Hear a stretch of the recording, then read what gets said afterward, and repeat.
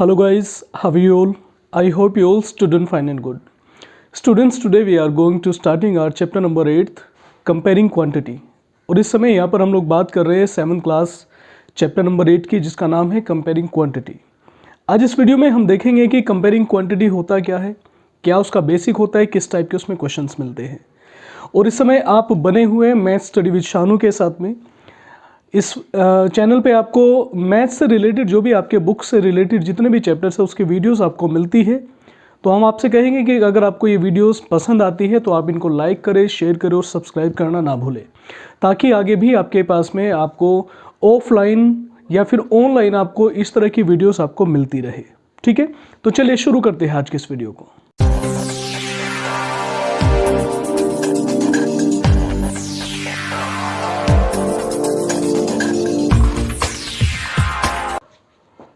देखिए, हम बात करते हैं कंपेयरिंग की। कंपेयरिंग होता क्या है?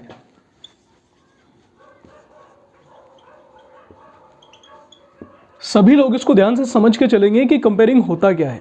देखिए, अगर मैं आपके सामने लिखूं, बेटा मैंने आपके सामने लिखा 24 किलोग्राम और इधर मैंने आपके सामने लिखा 500 ग्राम्स।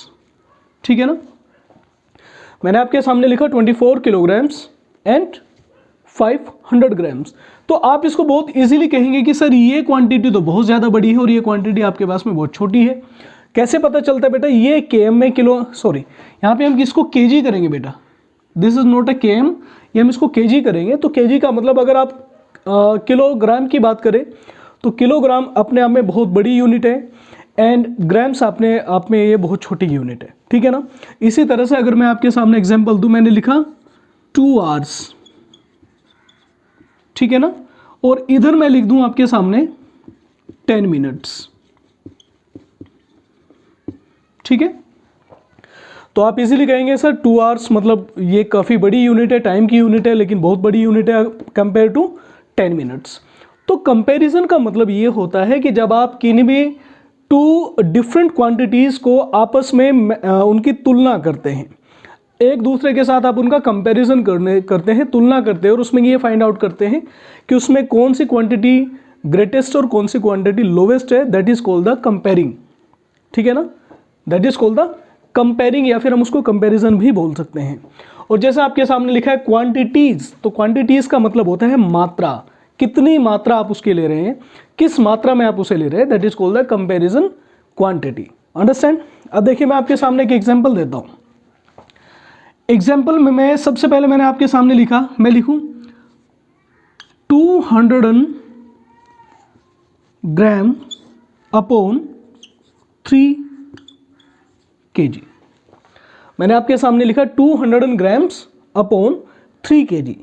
तो एक चीज़ यहाँ पर आप देखेंगे, जब भी आप किसी भी क्वांटिटी का कंपैरिजन करेंगे तो वहाँ पर एक चीज़ हमेशा आप देखेंगे कि जो क्वांटिटी आप लेकर के चले हैं, जिसका आपको कंपैरिजन करना है, वो ऑलवेज इन सेम यूनिट में वो ली जाएगी। मतलब यूनिट का मतलब हुआ कि जैसे मैंने नीचे लिया 3 kg यानी कि 3 किलोग्राम्स, और आप देखते हैं कि 200 ग्राम्स, तो देखिए यहाँ पर ग्राम्स और यहाँ पर किलोग्राम्स है, यानी कि दोनों ही वेट से रिलेटेड है। समझ रहे हैं मेरी बात को? दोनों ही किसमें वेट से रिलेटेड है। तो उसका मतलब ये हुआ कि जब भी आप कंपैरिजन करेंगे वो सेम यूनिट क्वांटिटी में करेंगे। या अगर आप किलोग्राम लेकर के चल रहे तो किलोग्राम की ग्राम्स या फिर किलोग्राम्स में होगी। अगर आप टाइम में लेकर के चल रहे, या वो सेकंड हो सकता है, या फिर वो मिनट्स हो सकता है, या फिर वो आपके पास में आवर्स हो सकता है। तो जब भी आप कंपेरिजन करेंगे तो सेम यूनिट में किसी भी क्वांटिटी का कंपेरिजन आप करेंगे इसमें। ठीक है ना, आगे बढ़ते हैं। अभी हम बात करते हैं ratio. What is the ratio? Ratio को अगर हम देखते हैं तो रेशो आपके सामने लिखा गया, अगर मैं देखूंगा ये आपके सामने मैंने रेशो लिखा, और जब हम इसको रेशो को लिखते हैं तो ये कुछ इस टाइप से लिखा जाता है, A/B। ठीक है ना। अक्सर इसको हम लोग फ्रैक्शन फॉर्म में लिखते हैं, और अगर हम इसको इसके फॉर्म में लिखें, यानी कि फ्रैक्शन फॉर्म को निकाल के हम इसको रेशो फॉर्म में लिखे थे, तो ये लिखा जाएगा आपके पास में A/B। समझ में आता है बात? A/B में अगर हम इसके अपर पार्ट की बात करें, according to fraction this is the numerator, this is the numerator and this is also the denominator. ठीक है ना। तो जब हम रेशो की बात करते हैं तो रेशो का मतलब हम किसी भी वैल्यू को P अपॉन क्यू या फिर A अपॉन बी की फॉर्म में लिखते हैं, जहां पर A अपॉन बी या फिर P अपॉन क्यू आपके पास में the part of any ratios and where Q is not equal to 0, यानी कि उसमें कभी भी उसका जो डिनोमिनेटर होता है वो कभी भी 0 के इक्वल नहीं होता है। अब क्वेश्चन यहाँ पर ये पुटअप होता है कि सर यहाँ से हम बात तो कर रहे हैं कंपैरिजन क्वांटिटी की, लेकिन हम यहाँ पे रेशो को क्यों देख रहे हैं। देखिए मैंने आपके सामने एक छोटा सा एग्जांपल दिया कि सपोज कीजिए आपको किन्हीं भी दो थिंग्स की आपको स्पीड निकालनी है। मान लीजिए आपके पास में एक चीता है और एक आदमी है। चीते की जो स्पीड है या फिर किसी डॉगी की या फिर किसी हॉर्स की जो स्पीड है वो 120 किलोमीटर पर आवर की स्पीड से दौड़ता है। ठीक है, मैंने आपको बोला the speed of a horse is equal to 120 kilometre per our. मैंने आपके सामने एक एग्जांपल आपको दे रहा हूं। हमने मान लिया कि सपोज कीजिए एक हॉर्स है, आपके पास एक घोड़ा है, उसकी स्पीड जो है speed of horse is equal to 120 kilometre per hour, यानी कि उस घोड़े की जो स्पीड है वो 1 घंटे में 120 किलोमीटर जाता है। और उसी के एवज में हम लिखें the speed of man is, हमने कहा 60 किलोमीटर पर आवर। आप 60 ले लीजिए, छोड़िए इसको, 60 की जगह आप 20 ले लीजिए। हमने कहा कि जो स्पीड ऑफ मैन है वो 20 किलोमीटर पर आवर है। इसका मतलब ये हुआ कि एक आदमी है वो जो 1 घंटे में 20 किलोमीटर की दूरी को तय करता है, यानी कि उसकी जो दौड़ने की स्पीड है वो 20 किलोमीटर पर आवर है। अब यहाँ पे आप हॉर्स और मैन की दोनों की स्पीड को कंपेयर कैसे करेंगे? आप इन दोनों की स्पीड को कंपेयर कैसे करेंगे? आप इनकी दोनों की तुलना कैसे करेंगे? उस चीज़ को देखेगा।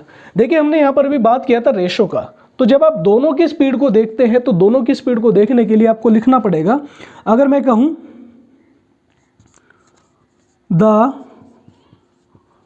मैंने लिखा द स्पीड ऑफ हॉर्स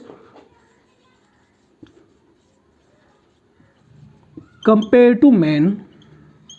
इसका मतलब ये हुआ कि आप हॉर्स की स्पीड को मैन की स्पीड के साथ में कंपेयर कर रहे हैं, तो उसके लिए आपको लिखना पड़ेगा 120 अपॉन 20 किलोमीटर।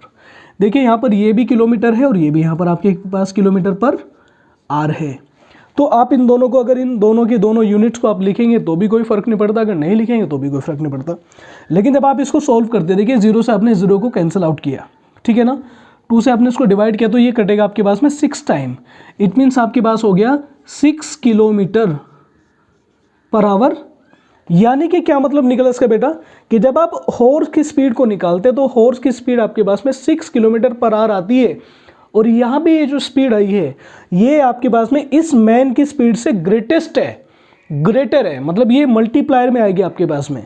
अगर हम देखेंगे तो जब हमने 26 को डिवाइड किया तो 6 आपके पास आया, यानी कि इसका मतलब ये निकलता है कि जो हॉर्स की स्पीड है वो मैन की स्पीड से 6 गुना ज़्यादा है। समझ में आती है बात? ये कैसे निकालेंगे? अगर ये आपके पास निकलता है तो इसका मतलब ये हुआ कि जो हॉर्स की स्पीड है वो मैन की स्पीड से 6 गुना ज़्यादा है, मतलब ग्रेटर है।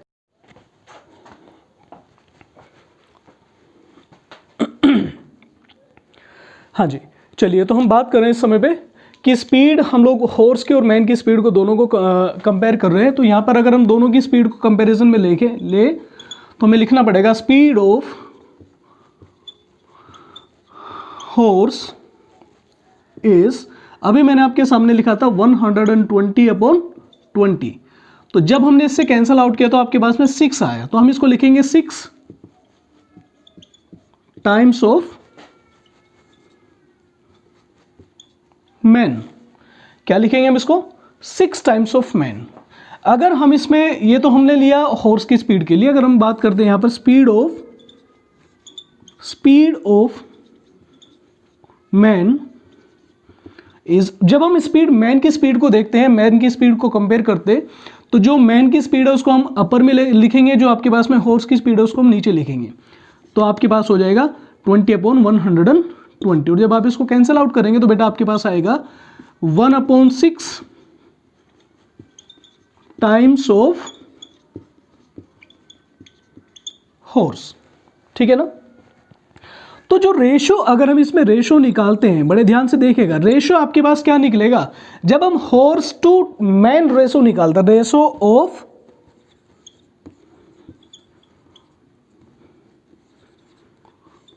हॉर्स टू मैन, ध्यान से देखना, मैंने आपके सामने लिखा ratio of horse to man, तो आपके सामने निकलेगा बेटा, जो हॉर्स का रेशो आया वो ऊपर रखेंगे, जो मैन का रेशो है वो नीचे रखेंगे, यानी कि आपके पास 6/1। भैया जब आप इसको कैंसिल करेंगे तो नीचे तो 1 आएगा ना आपके पास में, तो जब नीचे 1 आएगा तो उसका मतलब ये हुआ कि इसका जो रेशो निकलेगा 6/1, या फिर हम इसको कह सकते हैं 6:1।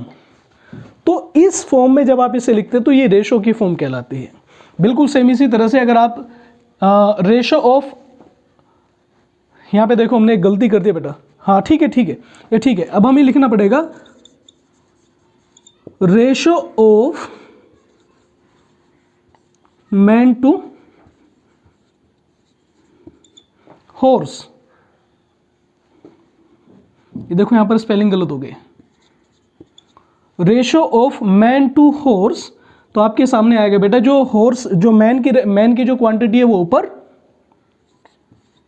और जो हॉर्स की क्वांटिटी है यानी कि स्पीड है वो नीचे। तो जब आप इसको काटेंगे तो आपके पास आएगा 1/6। इट मीन्स जब आप इसे रेशो की फॉर्म में लिखेंगे तो आपके पास आ जाएगा 1/6। तो इस तरह से आप अपने क्वेश्चंस को बहुत इजीली सॉल्व कर सकते हैं।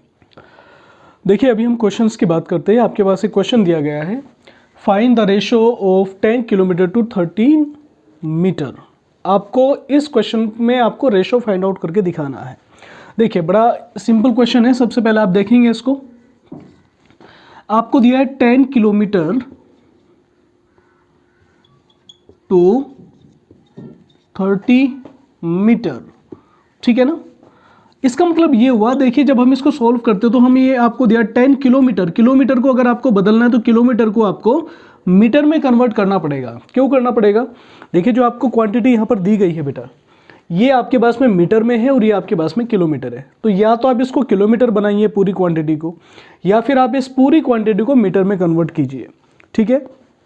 तो अगर हम इसको मीटर में कन्वर्ट करते हैं तो हमें क्या मिलता है बेटा, 10 किलोमीटर को जब हम मीटर में कन्वर्ट करते हैं तो ये आपके पास आएगा 1000 मीटर एंड 3, ये आपके पास आ जाएगा 3 मीटर। क्लियर होती है बात।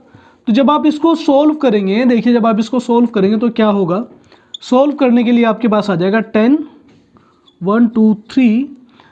अगर ये हमें कन्वर्ट करना है तो मैं इसको 3 को इसके नीचे लेकर के आ सकता हूं बेटा, 3 ये आपके पास मीटर में हो जाएगा।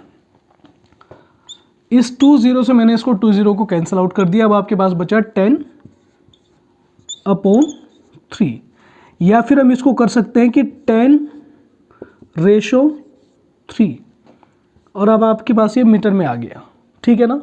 तो जब आप इसको सॉल्व करते हैं, इस तरह के क्वेश्चंस को सॉल्व आप जब करते हैं तो आपके पास में 10/3 मीटर कहेंगे, या फिर आप इसको कहेंगे 10 मीटर/3 मीटर,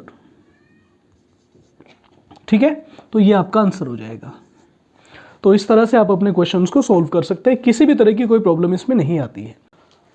अभी हम बात करते हैं रेशो और प्रोपोर्शन की। रेशो के बारे में अभी हम लोगों ने बात किया। जब हम रेशो की बात करें तो रेशो आपके पास कैसे लिखते हैं बेटा, अगर हम लोगों ने रेशो में किसी चीज़ को लिखा तो रेशो का मतलब होता है 3:2।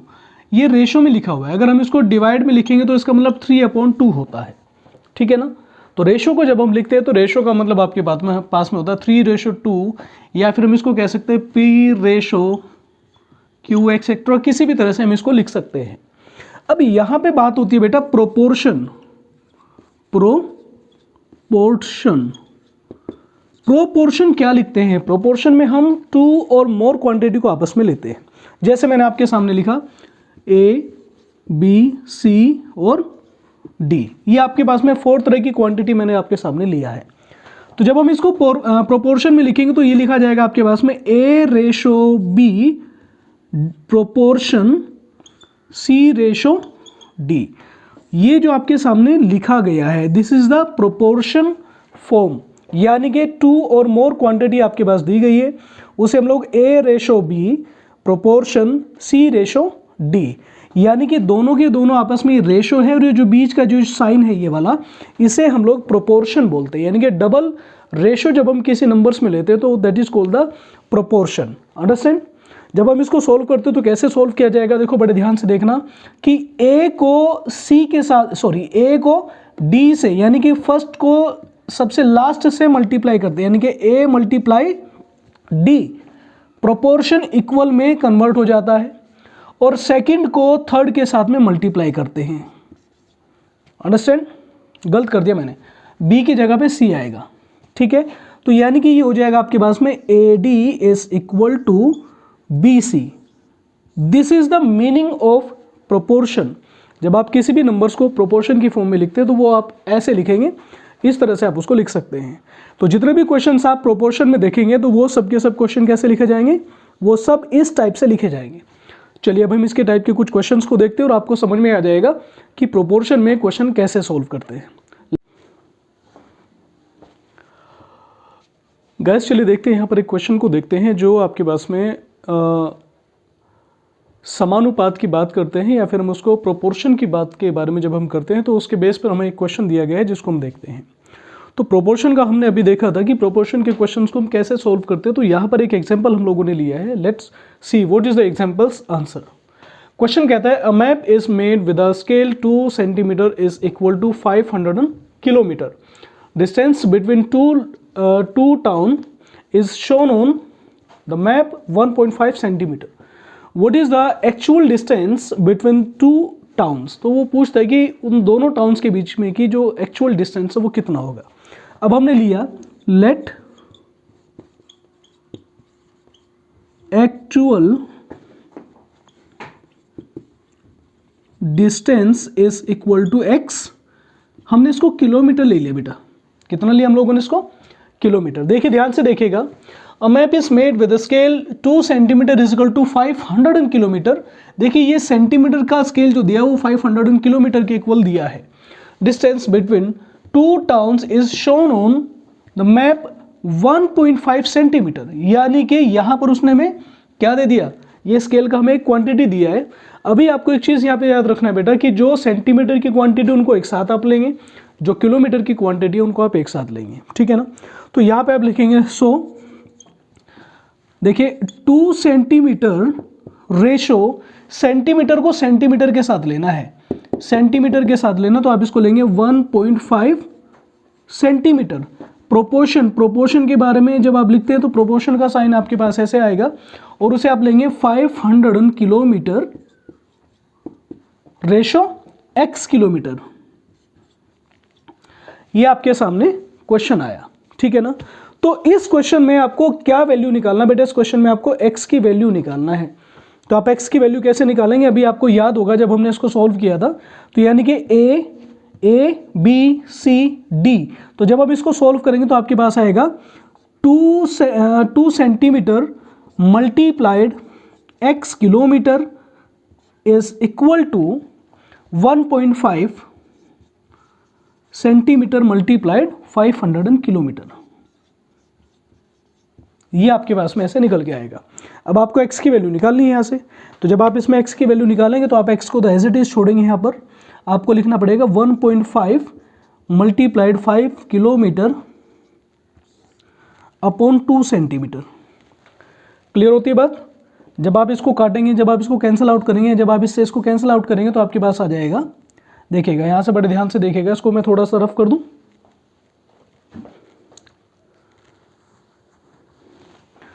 मैं इसको यहाँ से रफ कर दूं बेटा, मैंने इसको ये रफ कर दिया बेटे यहाँ से, चूंकि आपको ऊपर का पता चल ही गया होगा, हमने इसको ऊपर से रफ कर दिया ताकि हमें थोड़ी सी जगह मिल जाए। देखो 1.5 मल्टीप्लाइड 500 अपॉन 2 से जब आप इसको कैंसिल आउट करेंगे तो देखिए ध्यान से देखिएगा, 2 2 ज़ा 4, 1 कैरी हुआ, 100 हो गया तो आप इसको करेंगे 2 से, जब आप इसको कैंसिल आउट करेंगे तो आपके पास इतना आएगा, यानी कि 1.5 मल्टीप्लाई 250। जब आप इसको कैंसिल करेंगे तो 1500, 15 5 75, 7 कैरी हुआ, 15 2 30, 30 + 7 37, ठीक है ना। 0.1 के बाद है तो पॉइंट आपके पास यहाँ लगेगा, तो आपके पास इसका आंसर आ जाएगा ये वाला। तो x का वैल्यू कितना आ गया आपके पास, x की वैल्यू आपके पास ये आ गई। तो इस टाइप से आप प्रोपोर्शन और रेशो के टाइप के क्वेश्चंस को आप इजीली इस तरह से आप इसको सोल्व कर लेंगे, ठीक है। So guys, let's talking about what is the fraction and how to divide and how to compare the and how to change the fraction into the percentage और परसेंटेज इनटू द फ्रैक्शन। अभी हम यहाँ पर इसमें बात करेंगे कि percentage होता क्या है, प्रतिशत क्या होता है, और किस तरह से हम लोग एक भिन्न को प्रतिशत में कन्वर्ट कर सकते हैं और एक प्रतिशत को भिन्न में कैसे कन्वर्ट करते हैं, ठीक है ना। चलिए शुरू करते हैं। देखिए आपके सामने मैंने लिखा है परसेंटेज। परसेंटेज का मतलब ये होता है बेटा कि जब हम किसी भी नंबर में, यानी कि परसेंटेज का मतलब होता है, सपोज कीजिए आपके पास में टोटल क्वांटिटी 100 है, ठीक है ना। 100 में से आपने इसको 10 मतलब 100 में से आपने 10 लिया है, 100 में से 20 लिया है या 30 लिया है, तो जब आप इसको लिखेंगे, यानी कि इसको अगर आप इसको लिखते हैं कि 20/100, आपने इसको ऐसा लिखा, ठीक है ना। तो प्रतिशत निकालने के लिए सबसे पहले दी गई नंबर को आप उसको किस में लिखेंगे, फ्रैक्शन में लिखेंगे, और फ्रैक्शन में लिखने के बाद आप उसको परसेंटेज में करने के लिए उसको 100 से मल्टीप्लाई करेंगे, क्योंकि आपको पता है कि सभी चीज़ें आपस में 100% होती हैं, ठीक है ना। तो सपोज कीजिए मैंने आपके सामने लिखा, मैंने आपके सामने 25 लिखा, ठीक है ना, या मैं इसको लिखूंगा 25% का साइन ये होता है आपके पास में, ठीक है ना। या इसको और समझने के लिए मान लीजिए मैंने आपके सामने लिखा 1.25 डेसिमल है, तो इसको हटाने के लिए मुझे क्या करना पड़ेगा, सिंपल अगर मैं इसको बनाऊंगा तो सिंपल बनाने के लिए पॉइंट के नीचे मैं 1 लिखूंगा और आगे आपके पास में 20 बढ़ा दूंगा। तो अभी मैंने इसको किस में कन्वर्ट किया, सबसे पहले मैंने इसको लिया फ्रैक्शन में कन्वर्ट किया सबसे पहले, अंडरस्टैंड। अब कोई हमसे कहता है कि आप इसको परसेंटेज में कन्वर्ट कीजिए, तो परसेंटेज में कन्वर्ट करने के लिए हमें इसको 100 से डिवाइड करना पड़ेगा। कितने से डिवाइड करना पड़ेगा, 100 से, और ये 2 0 से 2 0 कैंसिल आउट हो जाएगा, तो यहाँ पे आपके पास हो जाएगा 125%। जब आप ये मल्टीप्लाई वाला जो साइन है आपके पास में, जब 100 है, जब इसको आप कैंसिल करते हैं तो वो हमेशा परसेंटेज में कन्वर्ट हो जाता है। तो इसका मतलब ये हुआ कि जब आप इसको लेके चले तो आपके पास में 125% इसका आंसर आया, ठीक है ना। चलिए एक एग्जांपल और देख लीजिए, एक एग्जांपल को और देखते हैं बेटा। सपोज कीजिए राशि का 5th क्लास में 500 में से 375 मार्क्स आए हैं, ठीक है ना। 500 में से 375 मार्क्स आए हैं, किसके, राशि के। ये आपको पता चल गया कि टोटल मार्क्स 500 थे और उसने मार्क्स कितने अचीव किए, 375। तो अगर आप इसकी परसेंटेज निकालते हैं तो इसकी परसेंटेज निकालने के लिए आपको क्या काम करना पड़ेगा बेटा, 500 एज इट इज रहेगा, आपको इसको 500 से, मतलब 500 और सुपर वाले को, दोनों को आपको कैंसिल आउट करना पड़ेगा। तो कैंसिल आउट इसको कैसे करेंगे, सपोज कीजिए आपने इसको 25 से कैंसिल आउट किया, या मैं इसको कहूँ, इसको ये लीजिए, मैंने इसको 35 से की जगह पर मैंने इसको लिखा 250 लिखा, ठीक है ना। समझने के लिए मैं एक एग्जांपल आपको दे रहा हूँ। तो सबसे पहले हम लोगों ने इसको क्या किया, ये कर दिया, ठीक है ना। 500 में से 250 मार्क्स आए हैं, तो जब हम इसको करेंगे 25 2 50, कितना आया, 25 2 50 आया, कितना आएगा बेटा, 25 2 50, यानी कि 25 दूनी 50 होता है आपके पास में, ठीक है ना। तो जब 25 दूनी 50 होता है और यहाँ पर आपको जब परसेंटेज आप निकालेंगे तो इसके साथ में आपको यहाँ पर 100 भी लगाना पड़ेगा बेटा, यहाँ पर इसको 100 भी लगाना पड़ेगा। आप इसको बड़े ध्यान से देखिएगा, इसको मैंने यहाँ से नहीं हटाया, 250 रखा है, मुझे इसका परसेंटेज हटाना है। तो परसेंटेज हटाने के लिए एक बात आप हमेशा याद रखेंगे कि मल्टीप्लाई में आप 100 जरूर लगाएंगे। 100 इन 2 0 से आपने इन 2 0 को कैंसिल आउट किया, तो 5 से जब 25 को काटेंगे, 5 5 से 25 होता है, 0 आपके पास रखा हुआ है, तो इसका मतलब 50% मार्क्स है बेटा उसके। तो राशि का कितना आया है, राशि का आता है 50% मार्क्स, क्लियर होती है बात? बिल्कुल सेम इस तरह से आप इसमें परसेंटेज को निकाल सकते हैं। ठीक है, अब देखिए यहाँ पर एक क्वेश्चन आपको दिया गया है, convert the given fraction into percentage, और ये आपकी एक्सरसाइज 8.2 का क्वेश्चन नंबर फर्स्ट है। यहाँ हम लोगों ने अभी डिस्कस किया कि किस तरह से हम लोग दिए गए नंबर्स को परसेंटेज में कन्वर्ट करते हैं, या फिर दी गई परसेंटेज को हम किस तरह से उसके सिंपल नंबर में उसको कन्वर्ट करते हैं। सबसे पहले हम बात करेंगे बेटा कि क्वेश्चन आपको दिया है convert the given fraction into percentage, कैसे हम किसी दिए गए नंबर को परसेंटेज में कन्वर्ट करते हैं। तो चलिए बात करते हैं। सपोज कीजिए आपके पास 4/5 दिया है बेटा, ये आपको फ्रैक्शन फॉर्म में दिया है और आपको इसको परसेंटेज में कन्वर्ट करना है। तो इसके लिए आपको करना क्या होगा, आप इसको 100 से मल्टीप्लाई कीजिए। जब आप किसी फ्रैक्शन को परसेंटेज में कन्वर्ट करते हैं तब आपको क्या करना होगा, उस नंबर को आपको 100 से मल्टीप्लाई करना होगा। तो जब आप 100 से मल्टीप्लाई करेंगे तो क्या मिलेगा आपको, देखिए 5 से अगर आप इसको कैंसिल आउट करते तो ये आपके पास में 20 टाइम कटता है। 5 से जब आप 100 को कैंसिल आउट करते हो तो कितने टाइम कटेगा, 20 टाइम कटेगा। और अभी आपके पास मिला 4 × 20, तो इट मीन्स आपके पास में दोनों की मल्टीप्लाई करेंगे तो 80। इट मीन्स आपके पास में 4/5 इज द 80%, या आप किसी भी नंबर का 80% आप इसको निकाल सकते हैं, यानी कि किस में कन्वर्ट हो जाएगा, 80% में कन्वर्ट हो जाएगा। कैसे किया, 100 से आपने इसको मल्टीप्लाई किया, 5 से आपने इसको डिवाइड किया। जब आप 5 से डिवाइड करेंगे तो 20 टाइम कटेगा 20 की, और जब आप 4 की इसमें मल्टीप्लाई करेंगे तो आपके पास में 80% आ जाएगा। क्लियर होती है बात? चलिए क्वेश्चन नंबर 1 और देख लेंगे आप, तो आपको क्लियर हो जाएगा। यहाँ पर देखिए क्वेश्चन नंबर 2 हम यहाँ पे देख सकते हैं।